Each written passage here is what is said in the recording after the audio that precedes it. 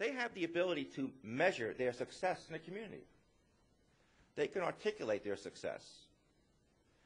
They can describe easily the value they provide in the community, and they know the image of their organization in that community. They know their achievements. And they have ensured that there is very effective communication and marketing strategies to inform all their stakeholders. I'd ask you, does this sound like your board today? I believe nonprofits have a stock price. Oh, I know. You're a 501(c) corporation. Okay? I understand that you're not listed on NASDAQ. I understand that you are not on the Wall Street and Dow Industrial, going up and down, mostly down. Well, that is true. I believe there is a stock price. And I'll tell you that the higher your stock price, the greater your fundraising efforts. Great leaders know their stock price. And they want donors or investors to get a good return or a great return on their investment. So what goes into this stock price? And I'll ask you to think about it from your own organization point of view, your own stock price. What might go into it? Well, how about your achievements? Great achievements. You just mentioned 3 of them. Richard mentioned a couple. Mentioned over here. Doesn't that increase your value in the community? I think it does. How about how well you communicate, your strategy, communication strategies? When you tell good news, you spread the word about yourselves. Doesn't help? How about your fund and friend development activities? People have a good time. Doesn't that, they go away and think, hey, we had a great night last night at the YCS Gala. Doesn't that help? Or the West Bergen Gala? Or all the galas. Doesn't a stock price go up when it has a positive image amongst its own constituents? How about when board members proudly tell their colleagues that they're on the board and they enjoy their service? And they let their friends and business associates know. How about when you have a winning attitude amongst your employees and they actually support you? That they've come to realize that their individual goals are aligned with your goals. And how about certainly competent leadership? I ask you, what is your stock price trading at today? Has it gone up? Or is it going down? Will investors invest or donate to your stock price? Will they receive a good or great investment on their return? Now, at the end of the day or paycheck, if you have any money left over, you might invest in your own 403(b), 401(k). Would you invest in something whose performance was below par? I wouldn't. The question becomes how effective your organization is and how are you moving it up along the curve for people to want to invest in that. Let's move on. Good boards certainly evaluate their chief executive. Great boards do something different, though. Besides that, great boards evaluate their own performance. They have the courage to evaluate the evaluator. They have the desire to continually improve the work of the board to determine their strengths and their areas of improvement. So they're not afraid to be introspective. Does your board evaluate itself? Good boards have an organizational strategic plan, right? Makes sense?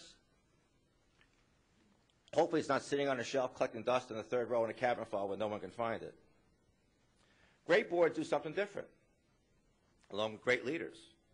They have a vision for their future. We all know the difference between mission and vision. Mission explains why we exist. Vision is where are we headed. They engage all their stakeholders in this process. They create passion and excitement about where, not only who they are, but where they're going. Their vision clarifies their organization's purpose and mission. They set standards of excellence. They inspire enthusiasm. It encourages commitment, and that vision is well articulated and easily understood. It's a signpost pointing the way for all who want to know and all need to understand where the organization is and where it is going. Okay, Miller, what's this all got to do with, what's this mission, achievements, passion, vision, commitment have to do with fundraising? What's it got to do with philanthropy? What does it have to do with you or your organization? It sounds great. What does it mean for me? I think the answer is simple. It has everything to do with you. It has everything to do with how well you will do convincing donors to contribute to you. Those organizations who successfully develop and practice excellent board governance, whose members are deeply passionate about their mission, who are extremely excited about where they are and where they're going, do dramatically better in fundraising than their counterparts with much less success.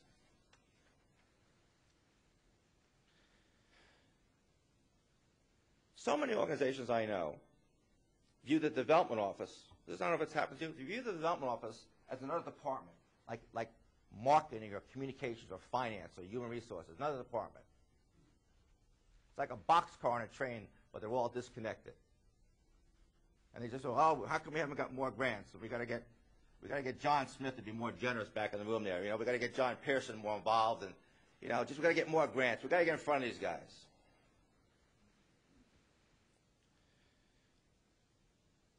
These development efforts are so disconnected from the organization.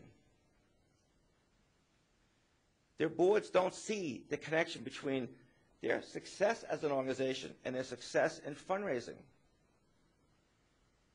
They work so hard to improve fundraising without taking a picture of what they're raising the funds for.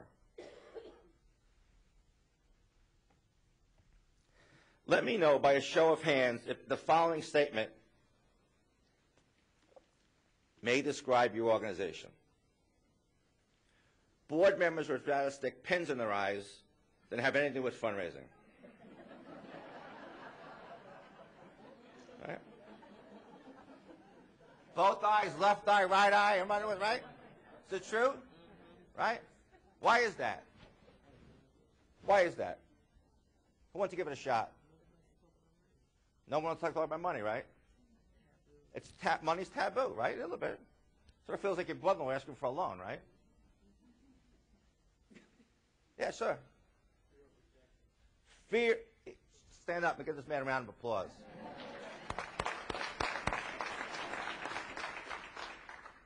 Fear of rejection. If someone's going to ask you for money, and they say no, you feel personal. That's the tin cup theory of fundraising. You ever hear the tin cup theory of fundraising? The guy in front of the Port Authority talking about his or her needs? Right? So if I ask for money for my organization and you say no, I feel rejected. Who in their right mind would want to be rejected? So it's an issue. Another reason is, what's another reason why people don't want to ask for money? Or it's because they're afraid someone's going to ask them? Right? If I ask Michael, he might ask me, and I go, oh, geez, I don't want to give to Michael.